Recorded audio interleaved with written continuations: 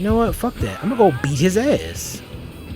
Oh, never mind. I finally got my hands on the beta for the newest upcoming Dragon Ball game. It's not like anything I'm used to since most of what we get are just fighting games. But taking a different approach for this game might not have been too bad of an idea. Dragon Ball The Breakers is basically like a DBZ themed Dead by Daylight, but instead of having horror characters chase you, you'll have villains like Cell and Frieza. With more to come in future updates I'm sure, but the beta just had these two. And it would be cool to get Boo and Broly, and hell, why not add Emperor Pilaf as a joke enemy too? What's interesting here is how you get to play as a human character rather than one of the Z fighters. You customize them similar to the human fighters in Xenoverse. And the dude I made was named Gumdrop mainly because his hair reminded me of one. And also he's got some interesting proportions as well. Oh my god, this is racist, but I'm choosing this. Also, I did play this live on stream, so follow me on Twitch if you ever want to see more streams like it. I'm going to try to stream more games that I'll talk about in future videos, so you can watch the struggles live before I even put out a full video. But enough of the shameless plug, let's talk more about what your character has at their disposal. First off, you have cosmetics, which already makes me a bit nervous about the microtransactions. Nothing was too exciting from what I saw outside of a sword and some keychains, but you can already tell that they are set up to snatch your wallet if you really want to get into all that. Luckily, it's not all about the cosmetics though, because there's also skills to be bought in the shop. You have both active and passive skills that you can buy and equip to your character. You don't need to buy these right away since you already come with a few set skills, but some of the things you can buy are really handy in fights. You come equipped with gear like a grappling hook, smoke bombs, and a trampoline to give you an edge in each match. These help you get around the map easier, and when used right, you'll feel like you're flying across the arena. Plus, the smoke screen can help hide yourself when the enemy starts closing in on your location. Because how else would a small group of humans possibly be able to take on Cell by themselves? He would clap everyone and vor them before they even had the chance to do anything. But thankfully, another ability that you have is to channel the spirit of the Z fighters and be able to transform into them for a short time. When I first played this, I totally forgot this was a feature, so it was shocking to see Gumdrop turn into Goku during the tutorial.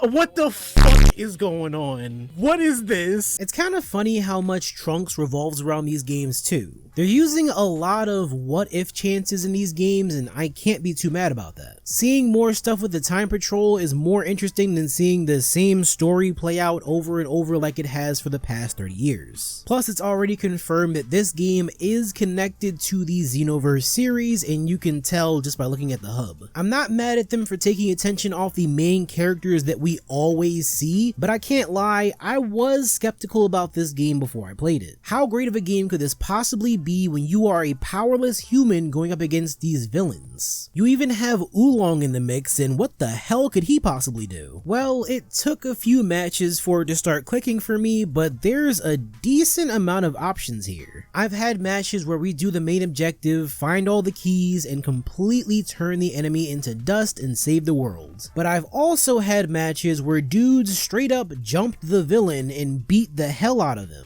No objective or nothing, just humans transforming and throwing hands to save the day. Then there's also different objectives you have, like being able to collect the Dragon Balls and summon Shenron. I'll admit, I thought to myself, how the hell would this work out with a group of randoms trying to work together and collect these Dragon Balls? But luckily, it did work out quite a few times. They summoned Shenron and wished for the strength to proceed and throw even more hands. I may not be into the Dead by Daylight games, but I'm not mad at the approach for this game. I don't see it taking the DBZ fanbase by storm, but for a nice $20 title, it's a great game to play with a group of friends. As long as you work together and do your objectives, it's a pretty fun experience. Sadly, I wasn't able to play as a villain throughout the whole beta, but I can tell that these dudes are absolutely brutal if you don't have the right strategies. So really quick, here's a few things I noticed while playing that could potentially come in handy when the game has its full release in October. It seemed like a good idea to sort of split up into different areas and try to keep an eye out for where the villain is at any given time.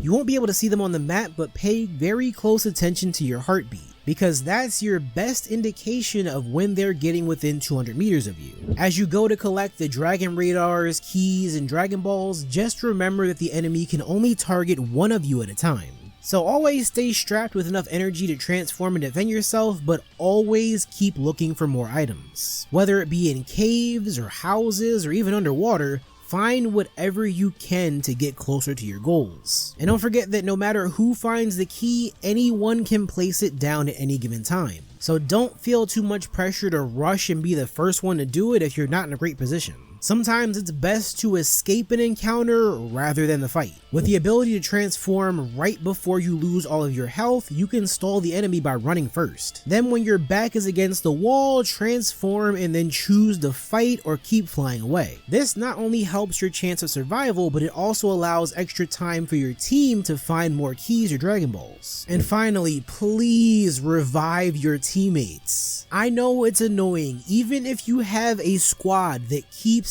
dying constantly, but having a full team to at least run distractions is better than trying to finish a match with only 2 people left. Because at the end, you're most likely going to be forced to fight against the enemy, and if there's only 2 of you, that's not going to work out very well. Because if you have not collected all the Dragon Balls by that point and summoned Shenron, you're going to end up hopping in that time machine and calling it a wrap. So with that being said, for a $20 game, I could totally see myself picking this up. I'm still a bit turned off for the type of game it is because I'm not too big on survival games, but for a DBZ fan who loves stuff like Dead by Daylight or Friday the 13th, this game is for you. Let's just hope they keep the updates rolling out on the regular to keep people coming back. What do you guys think about the game so far? Do you like the different approach it's taking? Or would you rather this had been more of a traditional fighting game? I would love to hear your thoughts in the comments. Subscribe for more videos just like this one, and I'll see you all next time.